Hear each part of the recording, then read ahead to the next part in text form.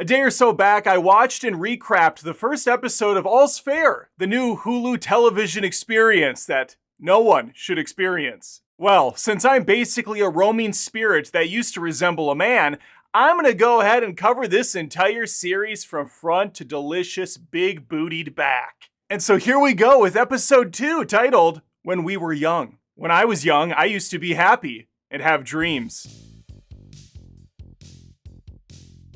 Anyway, let's begin. Say, before I lawyer up for this episode, if you wouldn't mind giving that subscribe a good old smack on the tush, I would appreciate it. That way you can follow me on YouTube, Spotify, and Apple Podcasts. Because there's plenty more work to do here, friends. And I have elected to be the one to do it. Liberty Bronson and Emerald Green are sitting around talking about how much guys suck.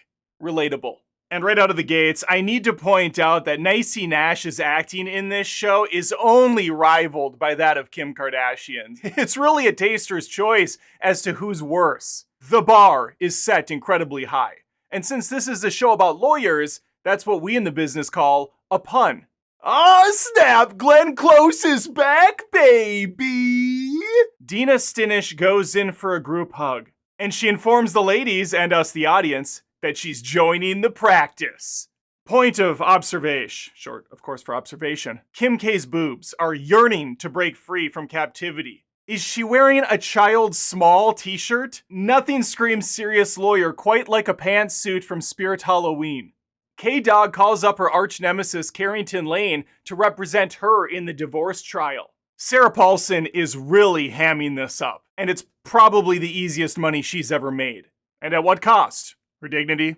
Self-respect? Who cares? Those are overrated. She's laughing her ass off all the way to the bank. Carrington, or Carr as they refer to her, maybe her name is Carrington, not Carrington, because Care would be the abbreviation for Carr. Yeah, well, we're going to keep going. She has declined to represent Mrs. Kardashian, instead opting to go for the hubby. That's right, she's backing Chase. And she hangs up on Kim with one of the most vicious takedowns this side of last episode, where she says, and I quote, "See you in court, Cumberger."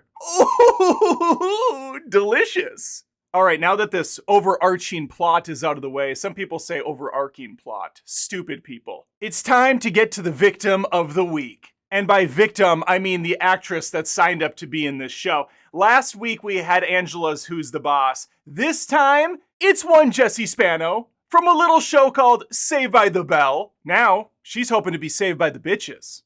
Here's a fun fact for you. We call them Adam Fun Facts on the show. Back in the day, Elizabeth Berkley starred in a movie that was considered career-ending for her. It was Showgirls. And even though it would be virtually impossible for her to find work for decades to come, I think it's a lot less embarrassing than being in this show. It's story time. Elizabeth Berkley, it turns out, was a chemist. And a brilliant one at that. Looks like those years at Bayside High really paid off, huh?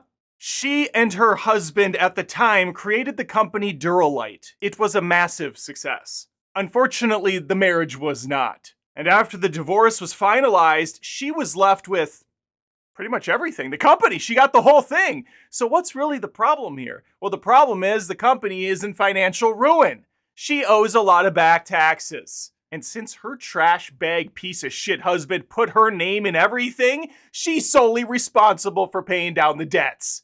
Sounds like our mama Grizzlies have their work cut out for them. You know what? I will say this. I'm happy to see Elizabeth Berkley again. Even if it's in some gutter trash hood rat TV series like All's Fair, I can't help but be excited.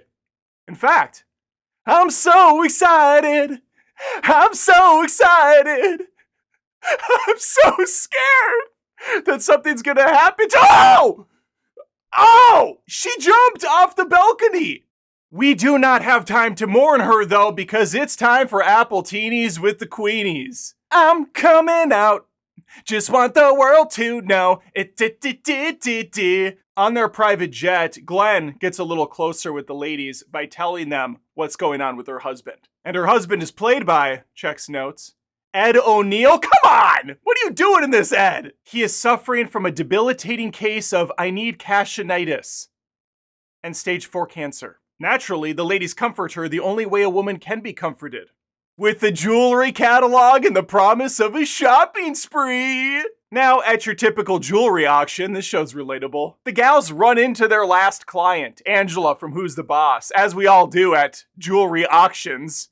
Oh shit, Car is here too! This is gonna be one hell of an auction. You know, there's old people right now in retirement homes that are eating cat food because they cannot afford people food, but there's something oddly comforting about watching a bunch of Botox hoes bidding up millions of dollars for shiny crap they don't need.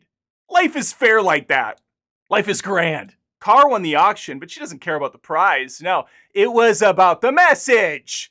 And the message is this. Car doesn't play to win. That would imply there's a game to be played. No. This is war, fam.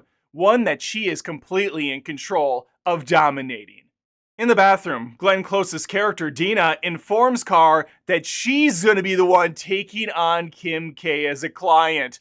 Ooh, this just got a whole lot more interesting, didn't it, ladies? Now at the bar, where I wish I was at right now, this gentleman Oliver introduces himself to Dina, and he rightfully pointed out that Dina threw the bid. She could have won, she didn't want to. Why does he know this? Unclear. Why does it matter? Even less clear.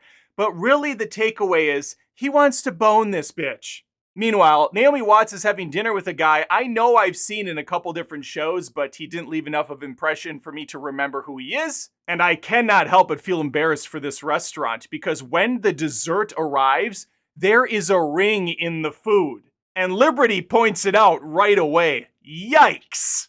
Talk about a one-star restaurant. Could you imagine leaving a piece of jewelry on a oh, you know what? It was actually intentional. Okay, my mistake.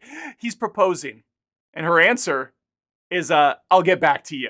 She gives him a rain check, takes off. He's probably sitting there thinking, that's strange. I don't remember ordering the blue balls off the menu. Liberty's back on the private jet with the rest of the team. Dina informs the party that she hasn't had sex with her husband in over 3 years due to, him being riddled with cancer. What a loser. In a moment of weakness, she was unfaithful. Heading up to Oliver's room and planting a kiss on those rosy lips. While it was just a kiss and nothing more, zero penetration to be had, she still felt guilty and needed to tell her husband. Penetration short for penetration. Sorry, I should have cleared that up earlier. Kim, the resident expert on marriage, agrees she should tell her husband. Point of note, there are still 20 fucking minutes left of this episode. Can't help but feel a little bit envious of old Elizabeth Berkley right now. In front of a roaring fire, Dina tells Al Bundy what went down. He almost seems disappointed she didn't go all the way. Now, he's a good dude. He's literally the only good dude in this entire show. Emerald Green, who has now evolved into Emerald Blue, spills the tea about Kim K's husband. And pretty convenient timing too, because Kim just entered the room. And she looks like she just hopped the palace walls in Agrabah and is looking for a good spice merchant. Well, she found some spice, just not the kind she wanted. Emerald Blue drops the bombshell. Chase has been sleeping with the receptionist. The help? Yuck! By the way, the porno music from episode 1 has carried over to episode 2, so it's just going to be an ongoing thing all season. Dina,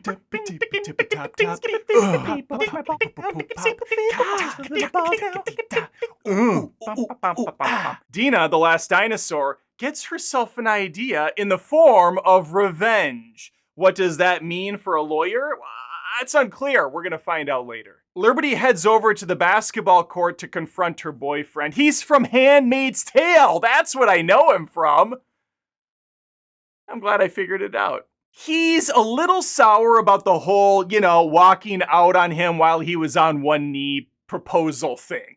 But she's here to make things right, damn it. She's got the ring. We got 1 second left on the clock. She pumps the brakes. She takes the shot. And yep, that's game, folks. They are officially engaged. Boom, boom, boom, boom, boom, boom. Da da dun da da dun dun dun bum ba ba bum ba da dun dun dun dun dun. Emerald Green heads home to see her 3 teenage boys.